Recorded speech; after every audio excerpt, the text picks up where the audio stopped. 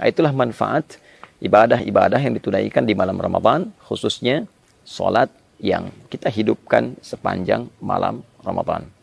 Jadi sholat tarawih, qiyam Ramadan bukan ibadah biasa.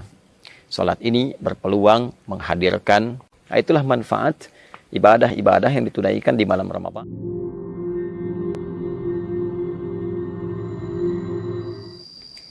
Teman-teman sekalian, di antara ibadah yang penting di bulan Ramadan adalah ibadah yang ditunaikan di sepanjang malam Ramadan.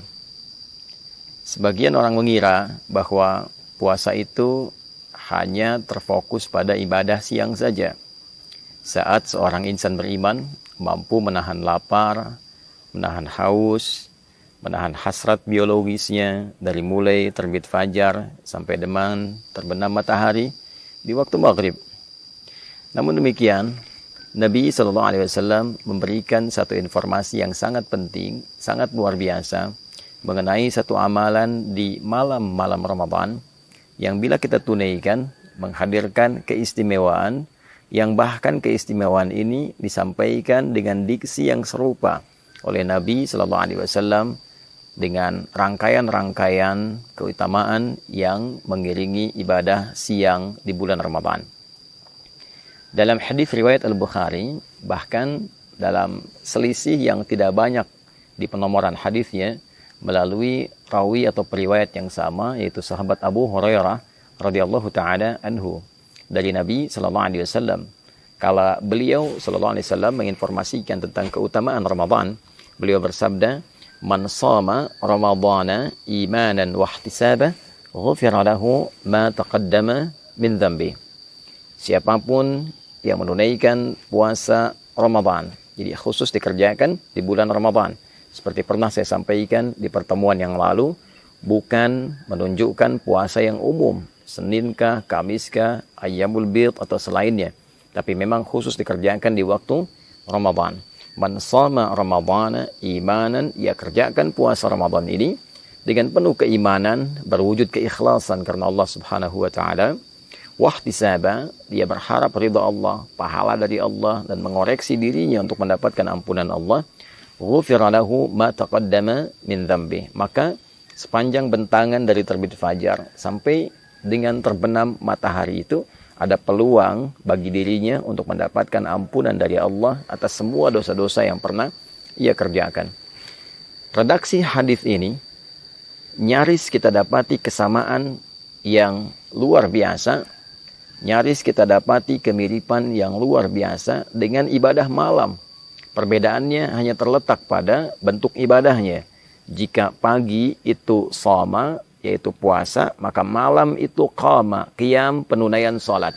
Hadis paginya sampai ke maghrib, dari terbit fajar sampai maghrib, man shoma Ramadhana, maka hadis tentang ibadah malam yang menunjukkan keistimewaan luar biasa itu, Nabi bersabda, man qama Ramadhana imanan wahtisaba, ghufira lahu ma taqaddama min dhanbi. Siapapun yang menunaikan ibadah qiyam khusus di malam-malam Ramadan, qama Ramadhana. Jadi qiyam ini baik itu qiyamul lail sifatnya, baik itu tahajud ataupun witir, dikerjakannya khusus di malam-malam Ramadan, bukan di luar malam Ramadan. Bukan Al-Muharram, bukan Safar sampai dengan Rajab, ya, atau bahkan Syawal, atau bahkan kemudian Dzulqa'dah, Dzulhijjah. Ini khusus sepanjang malam Ramadan saja. Man qama Ramadhana, siapapun yang mampu menghidupkan malam Ramadan dengan menunaikan qiyam. Qiyam di sini dimaksudkan salat. Karena redaksi salat di dalam Al-Qur'an seringkali diiringi dengan turunan kata qama. Baik itu dari qamanya ataupun aqamanya. Aqama yuqimu iqamatan, aqimus salah, yuqimunas salah, aqimis salah. Bahkan sebelum salat ada iqamah untuk memberikan isyarat kepada kita kesiapan untuk menghadirkan kekhusyuan sebelum menunaikannya.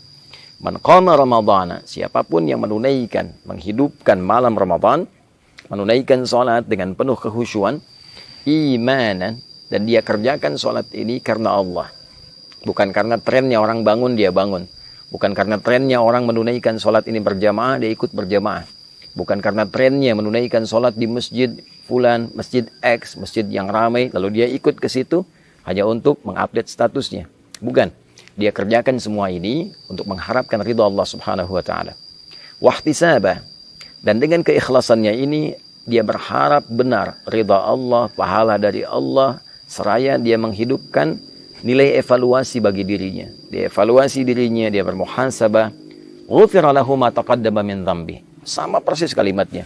Maka ia berpeluang mendapat ampunan Allah Subhanahu wa taala dari semua dosa yang pernah ia kerjakan selama hidupnya. Jadi antara ibadah siang dengan ibadah malam, satu ada keistimewaan yang serupa, yaitu sama-sama berpeluang menghadirkan ampunan Allah Subhanahu wa taala. Serupa dengan hadirnya peluang ampunan dosa dari Allah Subhanahu wa taala. Oleh karena itu, ibadah malam ini tidak boleh disia-siakan.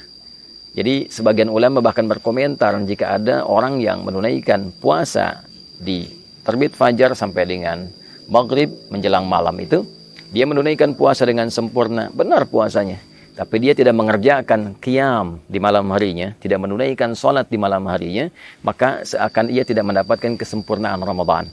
Karena ia berpeluang mendapatkan ampunan di siang harinya, sementara malamnya dia tidak mendapatkan anugerah serupa karena tidak mengambil peluangnya. Jadi ini yang pertama. Itulah yang menjadikan beberapa sahabat sampai istri Nabi SAW, khususnya Sayyidah Aisyah radhiyallahu taala anha, begitu memburu kesempatan malam-malam Ramadan. Ya, karena selain ada ampunan dosa, ada peluang yang kedua, yaitu peluang mendapati malam Al-Qadar. Ya, peluang mendapati malam Al-Qadar. Karena ada hadis dengan redaksi yang lain yang memberikan penjelasan, memberikan tafsiran tentang keutamaan menunaikan ibadah salat di malam-malam Ramadan ini. Jadi kalau hadis pertama tadi, man qama ramadhana imanan wa ihtisaba, maka hadis yang kedua, man qama lailatul qadri imanan wa ihtisaba, ghufira lahu ma taqaddama min dhanbi. Jadi antara hadis satu dengan yang lainnya saling menafsirkan. Yang pertama menunjukkan jenis ibadahnya yaitu salat di malam-malam Ramadan. Yang kedua memberikan kesan bahwa di antara malam-malam penunaian Ramadan itu akan ada peluang satu malam yang istimewa, yaitu malam Al-Qadar. Jadi orang yang mampu menghidupkan malam Ramadan dan menunaikan sholat di dalamnya, maka di antara peluang yang ia dapatkan adalah kesempatan besar mendapatkan anugerah malam Al-Qadar. Untuk itulah kemudian Nabi SAW menegaskan, man qama lailatul qadri, siapapun yang mampu menunaikan sholat di malam Ramadan dan bertepatan malam itu dengan malam Al-Qadar, ghufira lahu ma taqaddama min dhanbi, maka berpeluang ia mendapatkan semua ampunan dari beragam jenis dosa yang pernah ia kerjakan dalam hidupnya. Sampai satu ketika Al-Imam At-Tirmidzi mendokumentasikan satu hadis yang riwayatnya tersambung pada Sayyidah Aisyah radhiyallahu taala anha dari Nabi sallallahu alaihi wasallam, satu keterangan ketika beliau bertanya kepada Nabi sallallahu alaihi wasallam, qalat atau kama qalat, ya Rasulullah, ara'aita in 'alimtu ayya lailatul qadri ma aqulu fiha. Ya Rasulullah, bagaimana pendapat Anda sekiranya saya menyadari, saya merasakan malam ini ada getaran yang berbeda, ada tanda-tanda malam Al-Qadar. Maka kalau saya sedang menghidupkan malamnya, kemudian merasakan aura itu, doa apa yang harus saya bacakan? Doa apa yang Anda bimbingkan?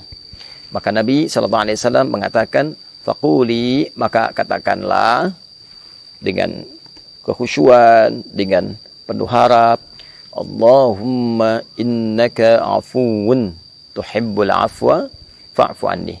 Riwayat lain, Allahumma innaka afuun karim tuhibbul afwa fa'fu anni. Ya Allah, sungguh Engkau Maha Pemaaf. Sungguh Engkau Maha Penghapus dari seluruh noda dan kotoran yang pernah dikerjakan oleh hamba-Mu ini. Tuhibbul afwa, dan Engkau mencintai sifat maaf. Engkau mencintai hamba-Mu yang menengadah kepadamu, memohon pemaafan dan ampunan. Fa'fu anni, maka dengan segala sifat kelembutan kemuliaan-Mu ini dalam memberikan maaf, maafkan aku. Ampuni dosaku, hilangkan dan gugurkan seluruh kesalahanku. Nah, ini keutamaan ibadah di malam-malam Ramadan. Jadi yang pertama, berpeluang menggugurkan dosa. Yang kedua, berpeluang mendapati malam Al-Qadar. Dan bonusnya adalah ampunan dosa dari Allah Subhanahu wa Ta'ala. Adapun yang ketiga, ini yang paling menarik. Salat yang ditunaikan di malam Ramadan juga memberikan manfaat besar bagi kedamaian hati, ketenangan jiwa. Nah, orang-orang yang sering gelisah, gitu kan? Orang-orang yang diliputi oleh ketakutan berlebihan, ingin terapi, mendapatkan ketenangan jiwa, mendapatkan kedamaian. Maka di antara tips yang disampaikan melalui riwayat-riwayat yang valid kepada kita adalah penunaian sholat di malam-malam Ramadan. Jika kita menunaikan satu ibadah, dan ibadah itu berdampak pada ketenangan jiwa kita, pada roh kita, roh yang mengisi nafas kita, jiwa kita, maka ibadah itu, pekerjaan itu disebut dengan tarwihah namanya. Rawwaha yurawwihu tarwihan. Wa tarwihatan sifatnya. Sesuatu yang bila dikerjakan memberikan ketenangan kepada jiwa.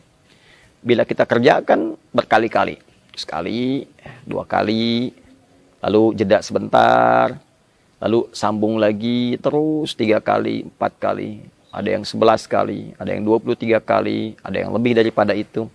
Dia jamakkan hingga mendapatkan ketenangan dan kedamaian dalam hatinya itu, maka bentuk jamaknya disebut dengan tarawih. Itulah sebabnya sholat yang ditunaikan di malam-malam Ramadan disebut dengan tarawih, untuk memberikan kesan bahwa manfaat sholat ini, ya, selain sifatnya juga ditunaikan dengan ketenangan, manfaatnya adalah memberikan dampak kepada jiwa yang lebih damai, memberikan kondisi kepada jiwa yang lebih tenang. Jadi orang yang rajin menunaikan ibadah tarawih dan ditunaikan dalam keadaan tenang, dalam keadaan yang baik, itu dampaknya ke hati akan memberikan kedamaian yang tidak didapatkan dalam suasana-suasana yang lain. Itulah sebabnya kenapa ibadah ini diviralkan namanya dengan tarawih. Untuk memberikan motivasi kepada kita. Ayo, supaya hati kita lebih tenang, lebih damai. Yang kedua, ayo, lakukan dengan tenang. Bacaannya yang baik. Jangan buru-buru. Jangan tergesa-gesa. Lakukan dengan penuh kedamaian. Sampai mendapatkan gelombang, frekuensi-frekuensi ke dalam jiwa kita yang menghunjamkan kedamaian pada hati. Cari imam-imam yang baik, yang memberikan getaran-getaran yang menenangkan kepada jiwa. Nah, itulah manfaat ibadah-ibadah yang ditunaikan di malam Ramadan, khususnya sholat yang kita hidupkan sepanjang malam Ramadan. Jadi sholat tarawih, qiyam Ramadan bukan ibadah biasa. Sholat ini berpeluang menghadirkan ampunan Allah Subhanahu wa Ta'ala. Sholat ini berpeluang menghadirkan keutamaan datangnya malam Al-Qadar. Sholat ini berpeluang memberikan kedamaian kepada jiwa. Masuk ke masjid dalam keadaan yang belum tentu damai sepenuhnya, pulang dalam keadaan yang tenang. Bila pun ajal tiba, wafat dalam keadaan tenang. Ditanya malaikat dalam keadaan tenang. Kembali kepada Allah dalam keadaan tenang. Itu diantara keutamaan yang tersaji dari menu-menu ibadah Ramadan.